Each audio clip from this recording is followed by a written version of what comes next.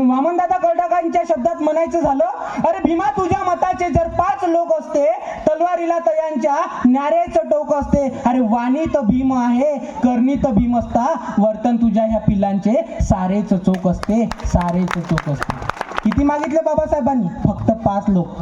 अरे रक्त सुद्धा रडत होतं माझा राजा गेल्यावर, रक्त सुद्धा रडत होतं माझा राजा गेल्यावर, थकला नाही तरी तो अनेक युद्ध केल्यावर, जखमा सुद्धा म्हणत होत्या थांब राजा थोडं, हातात होती ढाल आणि पळत होतं घोडं, हातात होती ढाल आणि पळत होती घोडं. छत्रपती शिवाजी महाराज की परमपूज्य डॉक्टर बाबासाहेब आंबेडकरांचा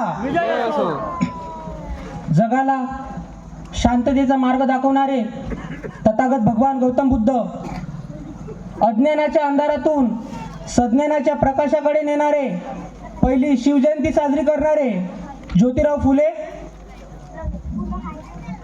दिवसा रस्त्यावरची घाण साफ करून आपल्या प्रबोधनातून लोकांच्या डोक्यातली विचारातली घाण साफ करणारे गाडगे महाराज, ही न्याय व्यवस्था काहीकांची रखील झाली, ही संसद देखील हिजड्यांची हवेली झाली, मी माझ्या व्यथा मांडू कोणाकडे, कारण इथली न्याय व्यवस्था भ्रष्टतेने रंगीन झाली, असे म्हणणारे अण्णाभाऊ साठे, माझ्या दाढीवर जेवढे केस आहेत तेवढे मी या बहुजनांच्या मुलांना शिकवीन, असे म्हणणारे कर्मवीर भाऊराव पाटील, या SC ST OBC NT विजंटी या बहुजनांच्या मुलांना शिकवीन, असे म्हणणारे कर्मवीर भाऊराव पाटील.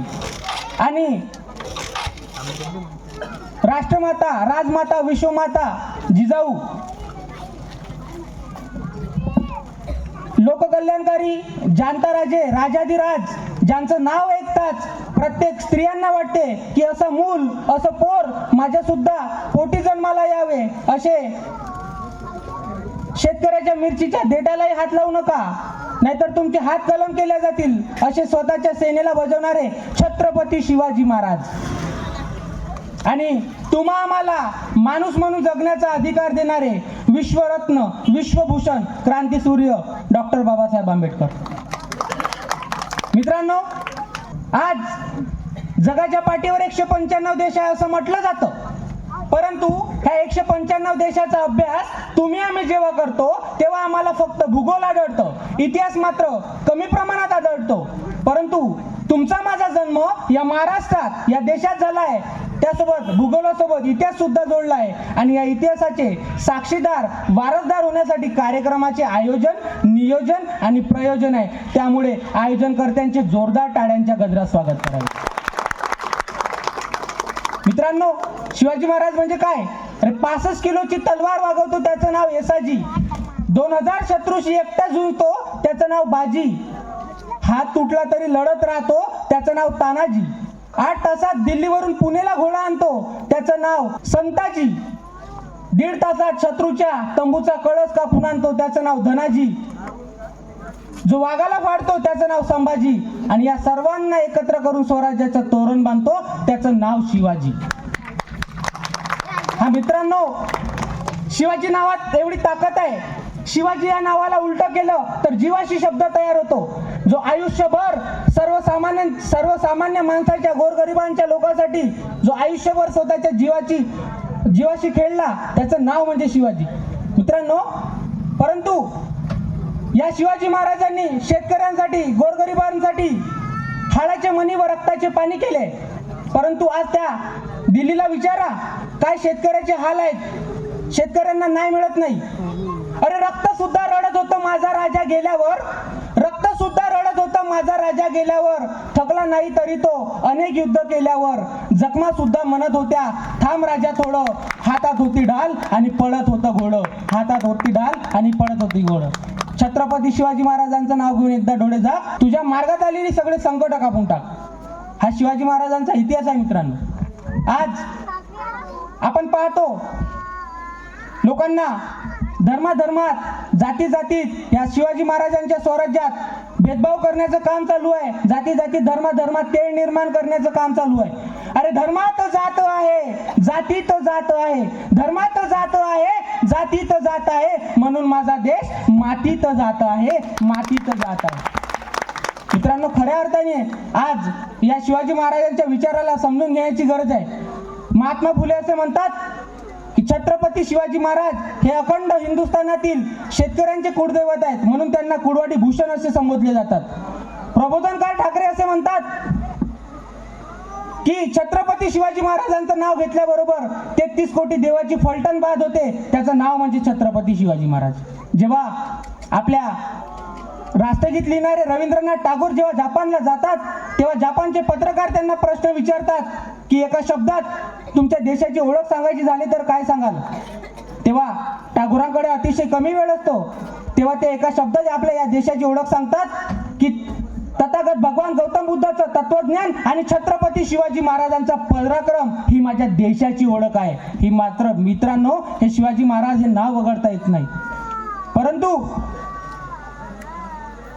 आपण फक्त धर्माचा खेळ चाललाय इथे या देशात, मंदिरे मस्जिदीचा खेळ चाललाय. अरे या देशात मंदिराचे मस्जिदीशी युद्ध करतो, या देशात मंदिराचे मस्जिदीशी युद्ध करतो आणि परदेशात ओळखीला स्वाधीन बुद्ध करतो, परदेशात ओळखीला स्वाधीन बुद्ध करतो. आज खऱ्या अर्थाने या छत्रपती शिवाजी महाराजांच्या स्वराज्यात गुण्या गोविंदाने राहायचे असेल, एकत्र राहायचे असेल, तर डॉक्टर बाबासाहेब आंबेडकरांनी दिलेली ही लोकशाही आपल्याला टिकवण्याची गरज आहे. कारण आज खरंच ज्या छत्रपती शिवाजी महाराजांनी पर स्त्रीला ताई आणि आई मानले होते, खरंच ती आई बहीण सुरक्षित आहे का आपल्या देशात? अरे त्या विचारा त्या मणिपूरला जी नग्न झिंड काढली जाते, विचारा त्या बिल्किस बानूला ज्या 5 महिन्याच्या गर्भवती मुलीवर बलात्कार होतो आणि त्यांच्या आरोपीला सुटका मिळून त्याची सत्कार केला जाते, विचारा त्या खेळाडूंना, स्त्रियांना ज्यांच्यावर अत्याचार होतात. अरे आहे कसे म्हणावे या देशात लोकशाही, खुर्चीवरती बसले खुन्याचे खुले शिपाई, निष्पाप लोकांना घालतात गोळ्या आणि सत्कार चोरट्यांचे करतात हे राजेशाही, सत्कार चोरट्यांचे हे करतात राजेशाही. आणि मित्रांनो, इथं म्हटले जाते की हिंदू धर्म खतऱ्यात आहे, हिंदू धर्म खतऱ्यात आहे. मित्रांनो, कोणताही धर्म खतऱ्यात नाही, हे जे बसले आहेत वरचे लोक त्यांच्या खुर्च्या खतऱ्यात आहे, म्हणून हे धर्मावर खेळ खेळून राहिले. मित्रांनो, गुरुर ब्रह्मा गुरुर विष्णू गुरुर देव महेश म्हणणारा हिंदू असो की ला इलाहा इल्लल्लाह मुहम्मदुर रसूलुल्लाह म्हणणारा मुसलमान असो की जो बोले सोनिया सत श्री अकाल म्हणणारा शीख असो की name of the father and of the human म्हणणारा ख्रिश्चन असो की बुद्धम शरणम गच्छामी, धम्मम शरणम गच्छामी, संगम शरणम गच्छामी, पानाती पाता वेरमणी म्हणणारा बौद्ध असो, जेव्हापर्यंत स्वातंत्र्य, समता, बंधुता या रूपाने संविधान अस्तित्वात आहे, तेव्हापर्यंत कोणताही धर्म धोक्यात नाही, तेव्हापर्यंत कोणताही धर्म धोक्यात नाही, असं मी तुम्हाला इथून सांगतो. मित्रांनो, डॉक्टर बाबासाहेब आंबेडकरांच्या काळात चळवळी श्रीमंत होत्या, कार्यकर्ते मात्र गरीब होते. आता कार्यकर्ते श्रीमंत झाली, चळवळ मात्र गरीब राहिली. म्हणून वामनदादा कर्डकांच्या शब्दात म्हणायचं झालं, अरे भीमा तुझ्या मताचे जर 5 लोक असते, तलवारीला तयांच्या न्याऱ्याचं टोक असते. अरे वाणी तर भीम आहे, करणी तर भीम असता, वर्तन तुझ्या ह्या पिलांचे सारेच चोख असते, सारेच चोख असते. किती मागितले बाबासाहेबांनी? फक्त 5 लोक, फक्त 5 लोक मागितले. तथागत भगवान गौतम बुद्धांनी जेव्हा सुरुवातीला प्रबोधन केलं तेव्हा फक्त 5 अनुयायी होती.